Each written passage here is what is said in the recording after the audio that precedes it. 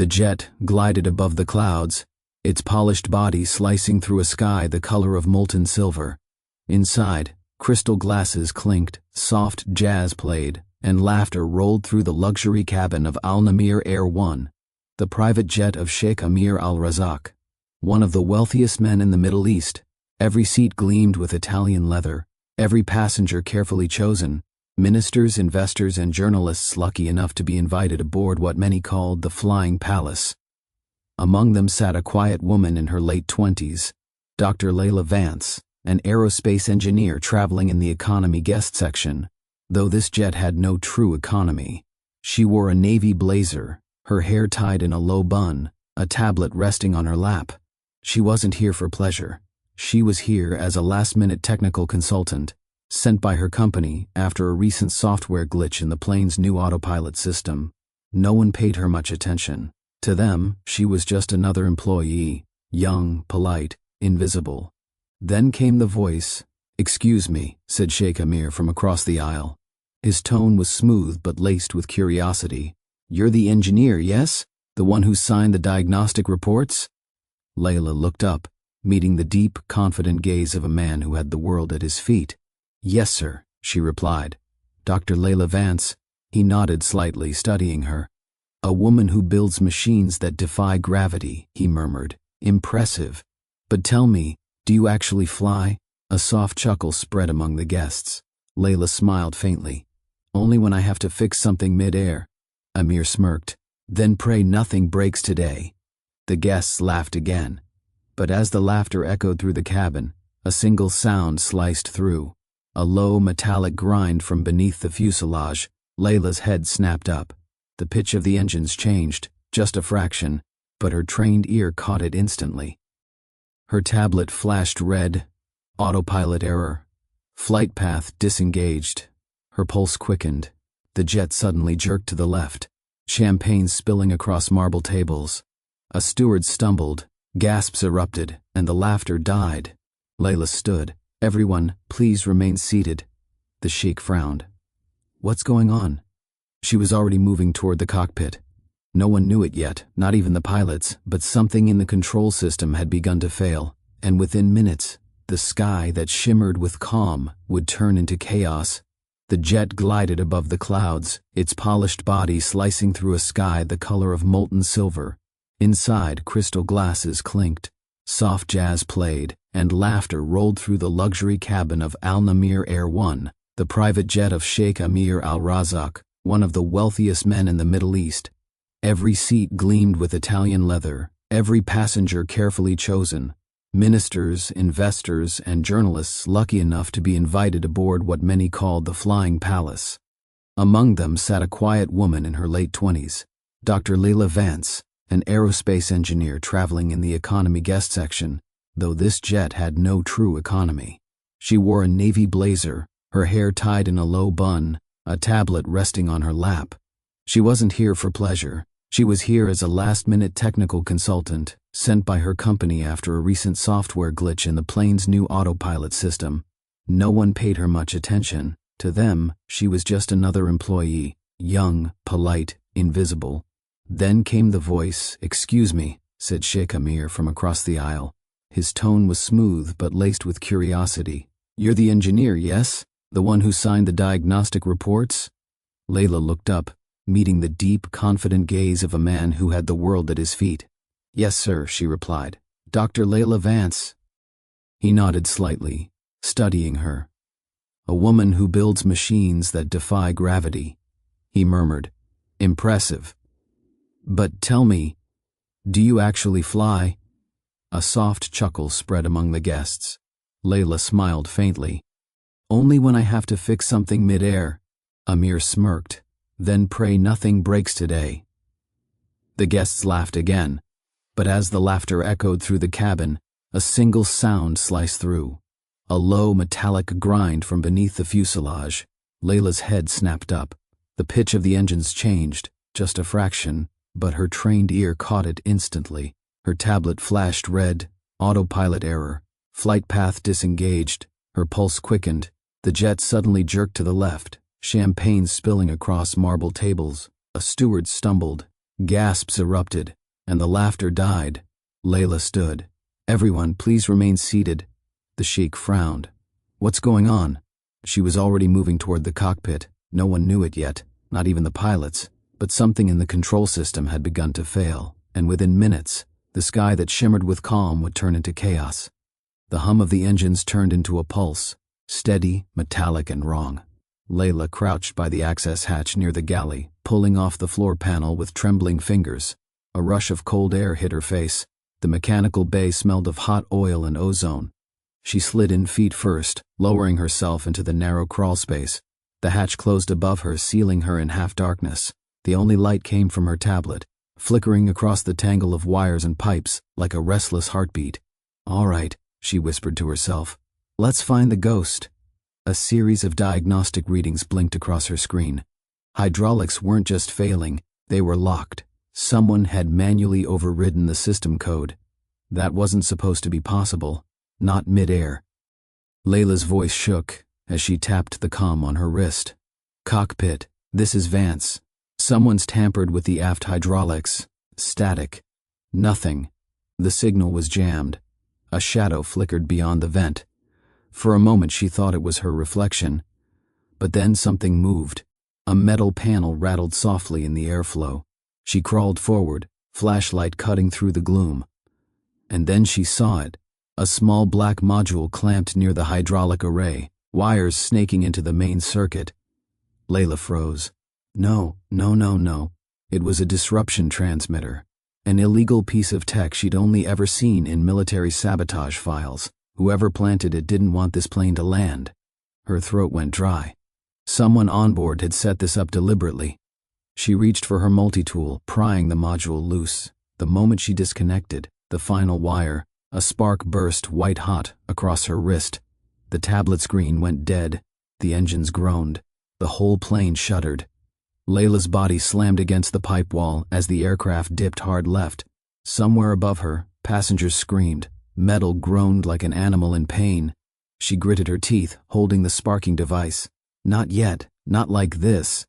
Then above the roar, a new voice echoed through the comm. Calm, commanding, unmistakably powerful. "This is Sheikh Amir Al-Rahman. Whoever can hear me, stay calm. Follow my lead." Leila's heart skipped. The Sheikh had taken the intercom. That meant the pilots were either unconscious or gone. She shoved the damaged device into her pocket and climbed up toward the main deck. When she burst through the hatch, she saw it. Captain Rourke slumped over his seat, a dark streak of blood across his temple. The first officer was trying to keep the plane level, but his hands were shaking violently. "Help me," he gasped. She's not responding." Leila jumped forward, pulling him back. "Move." Her fingers flew across the controls again, overriding the emergency lockout. The screens flashed red, warning after warning. Stabilizers offline. "Engines 3 and 4 out of sync," she muttered, more to herself than anyone else. Come on.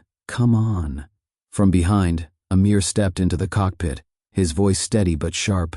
"What do you need?" Leila didn't look up. 10 minutes, and faith that I can land a jet I've never flown." The Sheikh's gaze hardened. "Then you have both." And as lightning lit up the clouds outside, the woman no one knew became the only person standing between 200 lives and the dark ocean below. The cockpit lights flickered like dying candles as turbulence ripped through the sky. Leila's hair clung to her forehead, her hands locked on the trembling yoke. Outside, clouds spun in violent spirals, flashes of white lightning exposing walls of rain and black horizon. Sheikh Amir steadied himself beside her, gripping the co-pilot seat. His immaculate white thobe was streaked with oil and dust now, but his eyes burned with command. "What do you need?" he asked again, voice unwavering. "Control," Leila replied, breathless, "and silence. If anyone panics back there, we're finished." She adjusted the stabilizer trim, fighting to bring the nose up. The plane obeyed sluggishly like a wounded animal. Amir watched her. The precision, the calm amid chaos, the sharpness of someone trained for battle. He'd seen that look before, but never on a civilian. "You're not just a passenger," he said softly. "Who are you?" Leila didn't answer. Her focus stayed locked on the horizon line flashing across the glass. The autopilot was dead. Her hands were the only thing between the jet and gravity's pull. "Come on," she muttered. "Hold steady, girl." Her fingers danced across the keypad. Hidden in the system's command logs, she found something. An encrypted code signature. It wasn't random. It was military grade. And old. Her eyes widened. She recognized the pattern. It was hers. The system was using a failsafe encryption she'd written 8 years ago, when she'd been part of Operation Crimson Shield, a covert pilot defense program under the NATO Arab Alliance. But that project had been classified and terminated. She'd been erased from every record after what happened in Yemen. Her hand froze on the throttle. "No one should have this code," she whispered. "No one but me." Amir's gaze sharpened. "You said Operation Crimson Shield? I funded that division." Leila's head turned sharply toward him. "Then you know what they did to us." For a moment, silence. Only the roar of wind filled the cabin. "I know what they said you did," Amir replied, "but I've never believed it." Leila looked away, jaw clenched. Belief doesn't land planes. A blip appeared on the radar, approaching fast. A U.S. Navy F-22 escort signal flashed on screen. Amir leaned forward. "Military assistance?" Leila's pulse quickened. "No, look at the frequency. That's not a rescue. That's containment." She flicked the radio switch and began transmitting in a low, rapid tone, her voice cutting through static with soldier-like control. "This is Civilian Aircraft Flight 708. Requesting clearance vector. Do not engage. Repeat, do not engage. This aircraft has civilians on board." No response. Then a familiar metallic voice came through, cold and authoritative. "Unidentified pilot, stand down. You are flying under a compromised encryption. Identify yourself by call sign." Her blood ran cold. Amir looked at her. "What are they saying?" Leila hesitated, then pressed the mic. "This is Valkyrie 9. Silence." Then, through the radio, the F-22 pilot's tone changed, from hostility to stunned respect. "Ma'am, confirm. Valkyrie 9? As in Commander Leila Vance?" Amir's eyes widened. The pilot's next words came out softer, almost reverent. "Permission to escort, Commander. It's an honor." Leila blinked hard, fighting back emotion. She turned to Amir. "They remember me." Amir's voice dropped to a whisper. "Of course they do. Legends don't die. They just disappear." And for the first time, the Sheikh realized who sat beside him. Not a frightened passenger, but a ghost from the highest order of command. A woman buried by her own government. Outside the window, the F-22s tilted their wings in salute. Inside the cabin, Leila Vance, the erased pilot, took control of the falling jet. The moment of silence after the salute felt almost holy, a heartbeat of calm between storms. Outside, the F-22s glided alongside the civilian jet, their silver wings gleaming against the bruised sky. Inside, though, Leila felt the danger hadn't passed. It had only evolved. The navigation console flickered again, faint static crawling across the glass. Leila frowned. "That's not turbulence. Someone's still in our system." Amir leaned over her shoulder, his tone dark. "You mean remotely?" "No," she said grimly. "I mean on board." Her words hung in the air. The Sheikh's jaw tightened. He turned toward the door, his security instincts snapping awake. "I have men who can search the cabin." "No," Leila interrupted. "If we flush the wrong person too early, they'll trigger whatever backup they planted." She stared at the flight diagnostics. The main cabin feed had been rerouted, a silent process masked beneath the entertainment system's loop. She tapped through 3 submenus and froze. There. Rear cargo bay feed disabled 2 minutes ago. The Sheikh's voice dropped lower. "That's near the auxiliary power relay." Leila stood. "Fast." "Exactly." They left the cockpit together, Amir towering in composure, Leila moving with the sharp, silent confidence of someone who had trained elite teams herself. As they passed the business class section, heads turned. A few passengers whispered, "Isn't that Sheikh Amir?" Others recognized Leila's calm authority but couldn't place her face. Down the spiral stairs to the lower galley, the air grew colder. The mechanical hum was offbeat now, uneven. Leila crouched by the access panel and felt the metal, still warm from tampering. She unlocked it and pushed the hatch open. The cargo bay yawned beneath them. Dark, humming, half lit by the emergency strobes. Something gleamed against the wall. Another device, smaller than the first, blinking red. A secondary disruptor, Leila murmured. It's syncing with the avionics core. She crawled toward it, while Amir covered her with a flashlight. His calm was eerie, the kind only men who'd faced death before could hold. But before she could touch the device, a voice came from the shadows. Low, calm. American, step away, Commander Vance. Leila froze. Amir lifted the light. A man stood between the cargo crates, wearing a crew vest, a badge that didn't belong to this airline. His eyes were pale gray, and in his hand was a compact pulse pistol, military grade. You shouldn't be alive, he said. The operation ended years ago. Leila's voice was cold steel. You were one of Caldwell's men. The man smiled faintly. Still am. Orders haven't changed. The files you locked under Valkyrie encryption are still classified. And you still know too much. Amir stepped forward, his tone of threat even before his words. You're threatening passengers on my aircraft. The intruder tilted his weapon. Your aircraft? Sheikh Amir Al-Rahman, isn't it?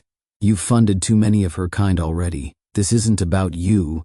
Leila lunged, sliding behind a crate as the first pulse fired, a flash of blue slicing through the dark. She rolled, grabbed a detached carbon panel, and flung it toward the blinking module. The impact shattered it, sparks flaring. The entire plane jolted violently. Sirens screamed. You just doomed everyone up there, the man shouted. No, Leila snapped, vaulting forward. I just stopped you from finishing your job. They collided. A blur of fists, metal and light. Amir moved too, quicker than expected, knocking the weapon away with a sharp strike to the wrist. The man fell hard, gasping as Leila pinned him with the restraint belt she'd yanked from a cargo hook. The sheikh grabbed the weapon and aimed it back. Who sent you? The intruder's eyes glimmered with bitter amusement. Ask her, he whispered. She already knows. Leila's expression hardened, but she didn't answer. Instead, she stood, chest heaving, looking down at the disabled disruptor blinking its final warning. The hum of the engines changed pitch again, recovering. We're not out yet, she muttered. But we've got a chance. Amir stared at her, seeing now not just a survivor, but a soldier haunted by buried wars. Commander Vance, he said quietly. What is it they're so afraid you'll reveal? Leila looked at him with eyes like flint. The truth, she said. That sometimes the monsters aren't on the other side of the war. And as the engines steadied above them, both knew this fight wasn't about landing the plane anymore. It was about why she had been erased in the first place. The steady hum of the engines returned, but the air inside the plane felt heavier, as though every molecule carried a secret. Leila and Amir climbed back to the upper deck, faces shadowed by what they'd just uncovered.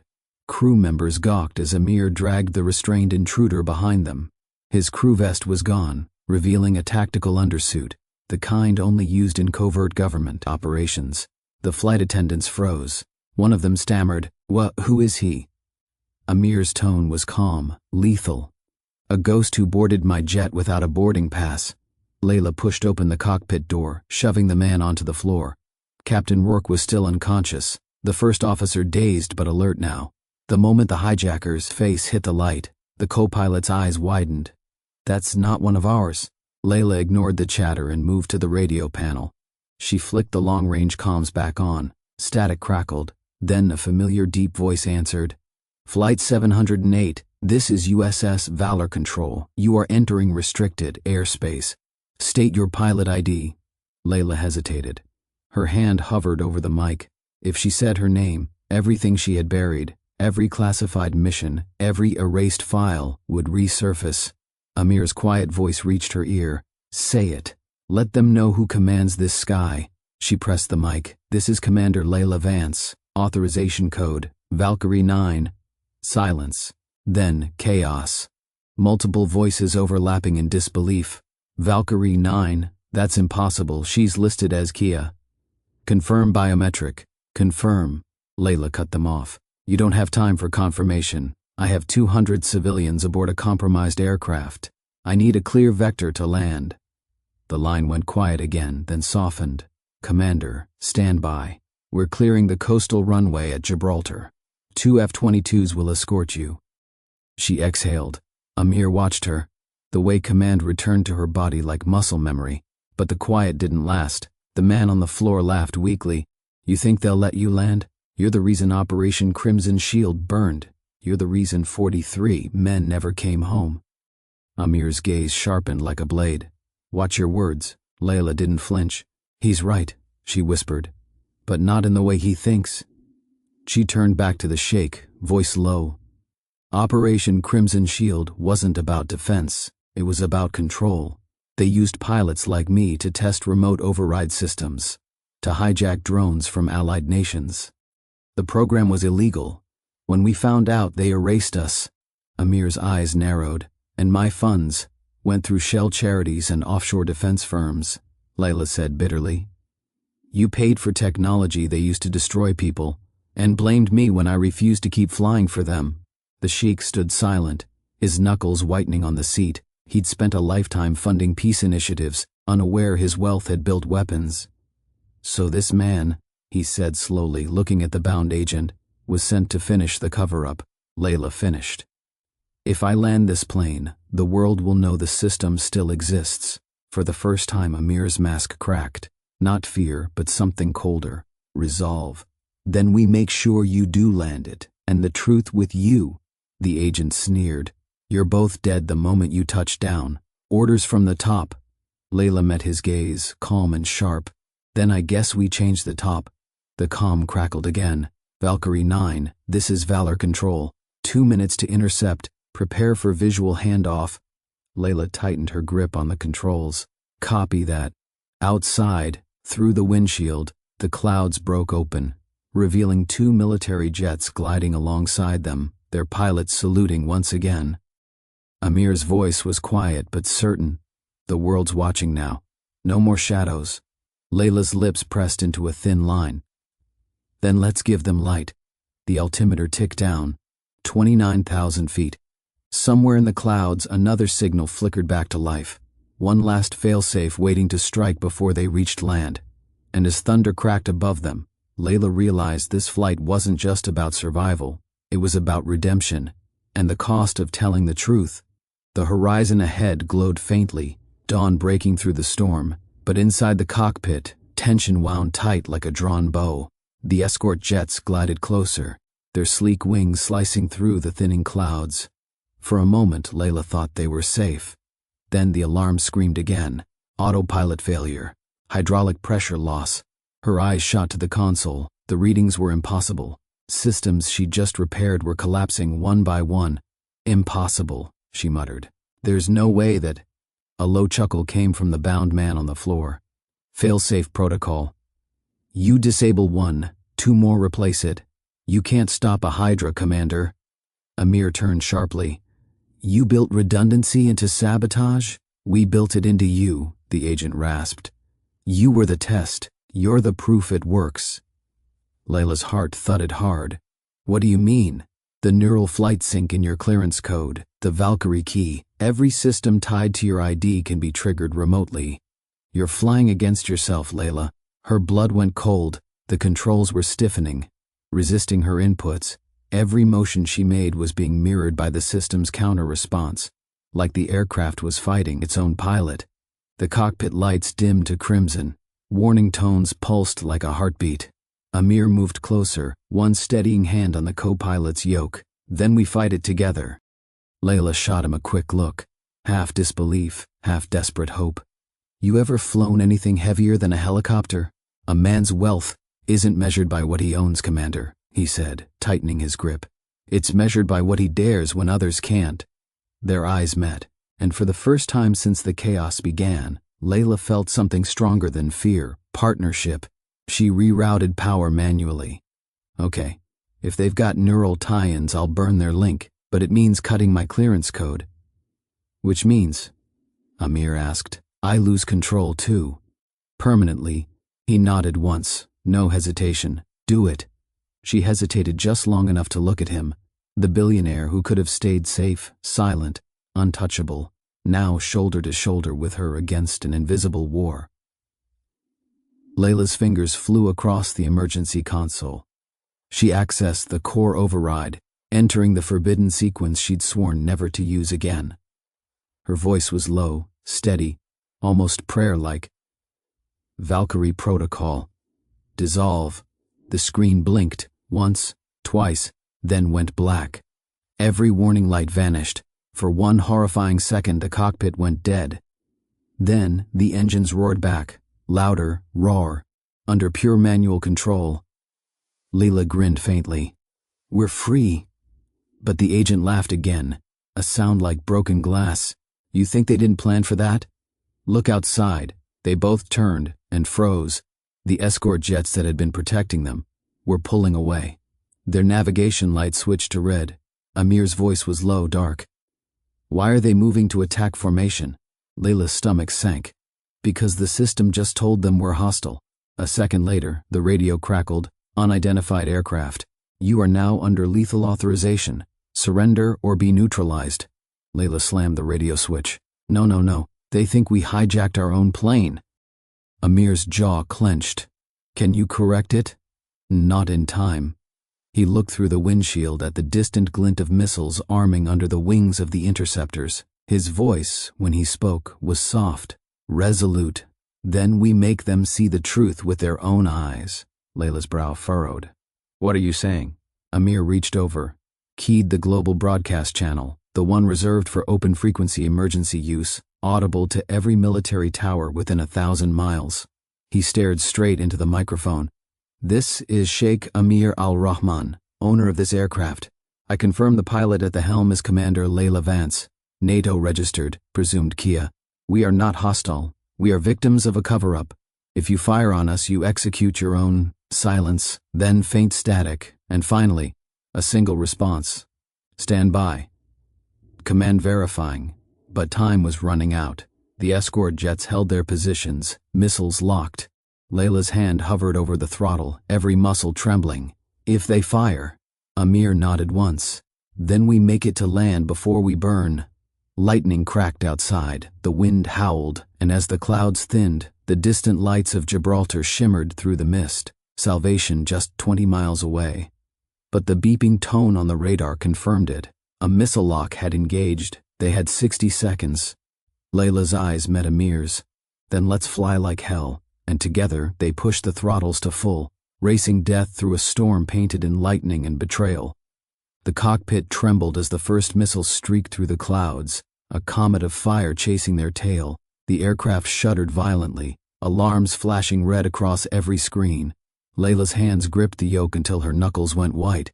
"Incoming." Amir braced against the console. "Do something." She rolled the plane hard left. The engines screamed, metal groaning in protest. The missile shot past, missing by a breath, exploding in a burst of white fire across the left wing tip. The jet lurched. Panels blew off. The agent on the floor screamed as sparks flew across his face. "That was just a warning shot," Leila said through clenched teeth. "The next one won't miss." Amir's voice stayed eerily calm. "Then we make sure there isn't a next one." She shot him a look, disbelieving. "You have a plan for outrunning a missile?" "No," he said, "but I have one for confusing it." He ripped open a compartment near the co-pilot's seat, pulling out a set of small metallic cylinders, signal flares meant for distress calls. Leila blinked. "That's not going to. It's better than waiting to die." He yanked the flare lever. A burst of burning light and smoke scattered behind them, fragments of flame tumbling through the storm. For a moment the radar tone paused, then dropped. "It's working," Leila breathed. But just as quickly, another locked tone screamed. "Second missile incoming." She didn't think, didn't calculate. She felt, the instinct born from years of combat missions, from that one classified operation that had destroyed her record and her name. Her mind flashed back, to the desert base, to her squadron's last transmission, Valkyrie 01, "Disengage. It's over." And her own voice, calm, resigned, "Not until I save them." That same fire filled her eyes now. "Hold tight." The aircraft dove, engines roaring, frame shuddering as altitude plummeted. Clouds ripped apart around them, revealing the dark shimmer of the ocean below. The missile followed. "Closer," Amir shouted. "You're going to hit the water. That's the idea." At 800 feet, she pulled back, dragging the aircraft into a sharp climb. The missile, unable to adjust to the sudden air density change, slammed into the sea, erupting in a geyser of flame and salt. The cockpit filled with blinding light, then silence. Leila gasped for air, her heartbeat hammering in her ears. Amir looked at her like he was seeing something divine. "You shouldn't be alive. Story of my life," she muttered, checking the damage readings. "Engines are holding, barely, but they won't last long." He nodded grimly. "We just need to reach Gibraltar." The radio crackled again. This time, a familiar voice. "Commander Vance, is that really you?" Leila froze. "Call sign, Valkyrie 01? Her eyes widened. "Captain Harris?" "The same. We've been tracking your signal since the storm. Your clearance just reactivated." "My God, Leila, we thought you were dead." She swallowed hard. "Not yet. You've got one escort left, inbound from Tangier. Hold position and signal flare. We'll bring you home." Her shoulders sagged, the first moment of hope in hours. But Amir wasn't smiling. He was staring at the console, at the agent's body on the floor. "He's smiling," Amir whispered. Leila followed his gaze. The man was half burned, half dead, but indeed, smiling. "What did you do?" she demanded. The agent's voice came in a broken whisper. "Fail-safe. Wasn't just in the plane. It's in the code you just used. Countdown. Started the moment you took control." Leila's eyes darted to the console. A small, hidden timer was ticking. 2:59, 2:58, 2:57. No, she muttered. Amir stepped forward. "What is it?" "Self-destruct protocol.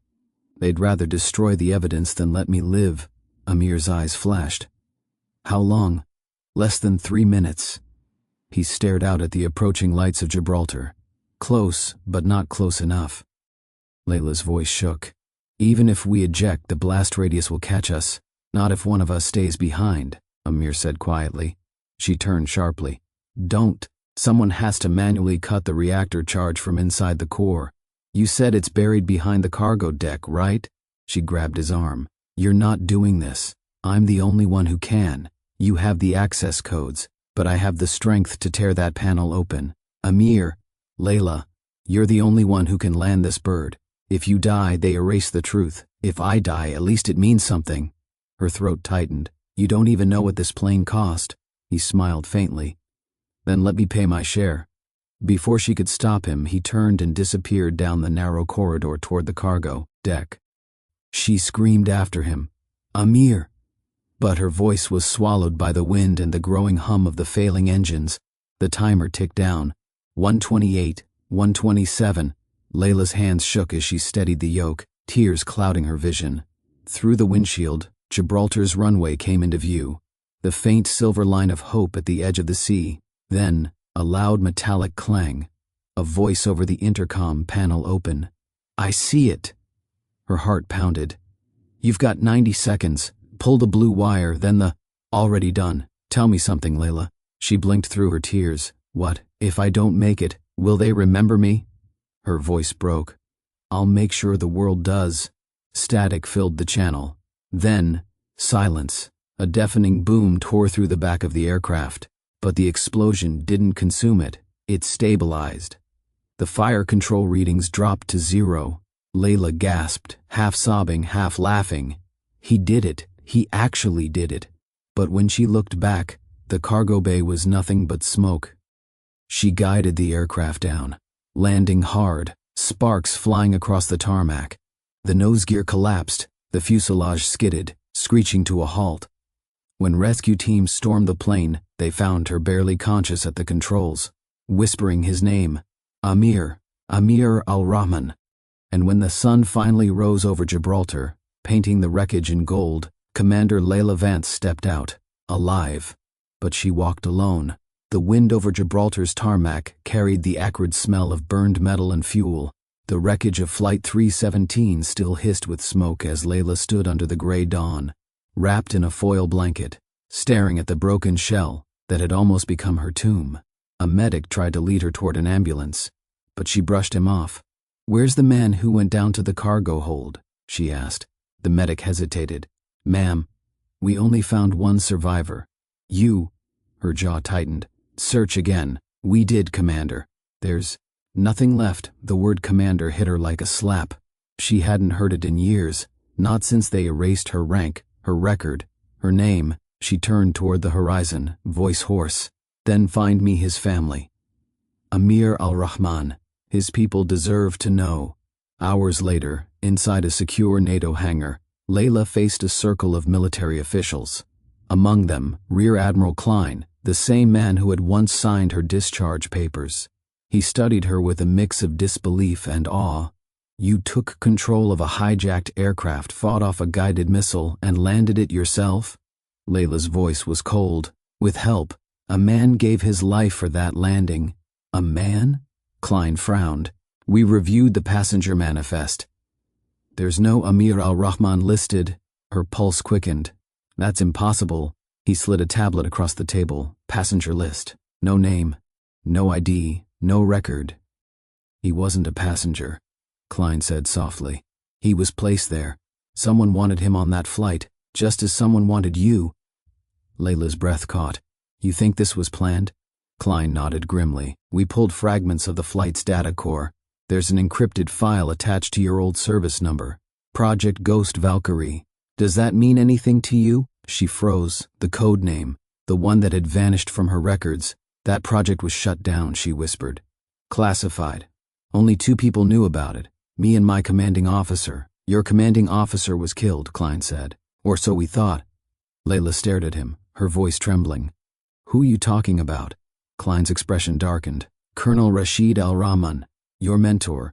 And as it turns out, Amir's father, back in her temporary quarters. Leila sat on the narrow cot, the file glowing faintly on her tablet. She entered the old passphrase, her hands shaking. Lines of encrypted data unfolded into video logs, desert footage, night vision, her own voice, calm, clear. Target secured, casualties confirmed, mission terminated. Then, another voice, Rashid Al-Rahman. You've done enough, Valkyrie. They'll never understand what we gave up.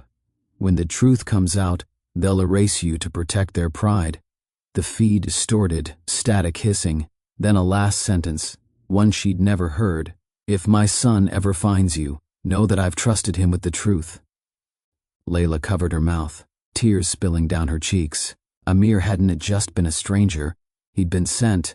A knock shattered the silence. She looked up to see Klein again, holding a sealed envelope. This just came through. Intelligence channels, he said. Addressed to you. Hand-delivered. No return origin. Leila opened it. Inside was a photo, grainy, black and white. A younger Amir, standing beside his father in uniform. And on the back, handwritten words in Arabic. The sky remembers what men forget. Her breath trembled. He knew. Klein stepped closer. There's something else you should know. The board wants to reinstate your record. Full honors, full title. You'd be the first erased soldier ever restored in U.S. history. Leila didn't answer right away. She was staring out the window, at the horizon where sea met sky, glowing faintly gold. I didn't do this for them, she said. I did it for him. For what his father started. For truth. Klein nodded. Then maybe it's time truth had wings again.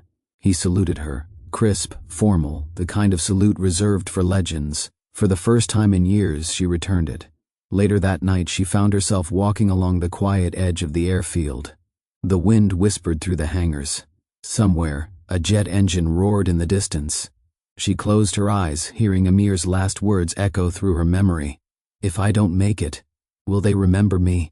She whispered into the wind. They will, I promise. The stars reflected on her tears, distant, silent witnesses. But then her communicator pinged, a soft tone, a classified message. Unknown sender. She opened it. One line. Meet me at Al-Fajr Airfield, 0400 hours. Bring the file. R.A. Her blood ran cold. R.A. Rashid Al-Rahman. Her heart began to race. He's alive. The desert stretched endlessly beneath the pale moonlight. A silver ocean of sand, quiet yet heavy with old secrets. Leila Vance's boots sank into the dust as she approached the abandoned hangar. The night air smelled of fuel and memory. Her tablet showed no signal, just coordinates and a blinking dot. Al-Fajr airfield. A single plane waited in the shadows, matte black, unmarked, the kind of aircraft that didn't officially exist. Then she heard it, a voice, calm, familiar. You never were one to ignore a summons. Leila froze. From behind the plane, a tall figure emerged, older, slower, but unmistakably alive. Colonel Sheikh Amir Al-Rahman. His beard was grayer, his eyes the same piercing steel. Leila's throat tightened. You died in Yemen. Rashid smiled faintly. That's what they wanted you to believe. They erased me, the same way they erased you. She took a cautious step closer. Then why hide? Why let your son? His expression flickered, grief cutting through his calm. Amir wasn't supposed to be on that plane. He found me months ago. Said he wanted to help finish what we started. I told him it was too dangerous. He didn't listen. Leila's fists trembled. He saved everyone, Rashid. He gave his life so I could land that jet. Rashid's eyes glistened under the moonlight. Then he did what I couldn't. He motioned toward a console inside the hangar. Come, there's something you need to see. Inside, screens flickered to life, dusty, old hardware tied to military servers long decommissioned. A file opened. Project Ghost Valkyrie, final log. A younger Leila appeared on screen, standing beside Rashid years ago. Her voice was firm, defiant. We can't keep building machines that decide who lives. This ends with us. The feed glitched, then revealed lines of code and flight schematics. Not for weapons, but for failsafes. The Ghost Valkyrie system wasn't designed to hijack planes.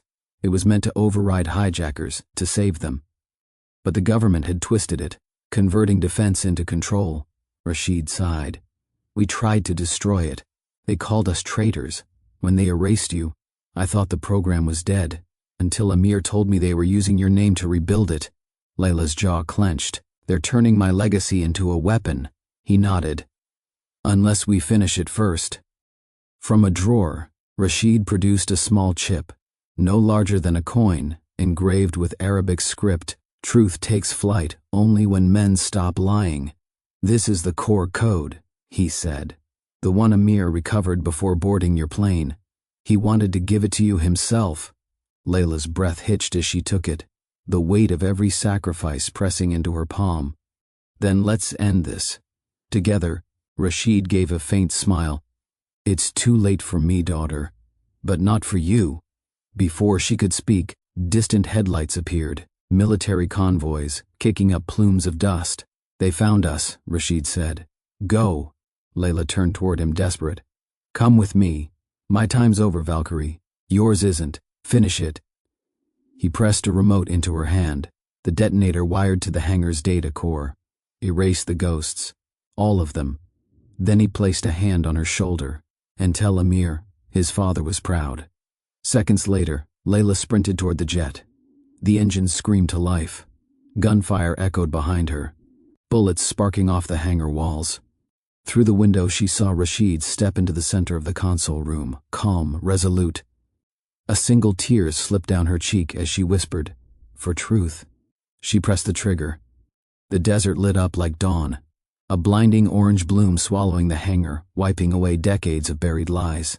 Her jet soared through the dust, flames chasing the tail until the horizon swallowed them whole. Days later, at an international press briefing, footage leaked, showing fragments of the Ghost Valkyrie project.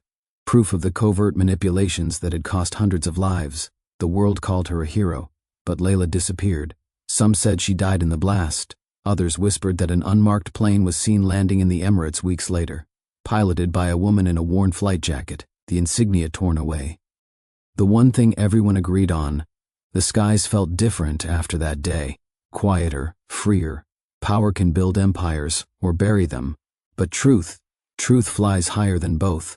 When the sky darkens with lies, it takes just one voice, one act of courage, to clear the storm. And sometimes, that voice comes from those the world has already forgotten.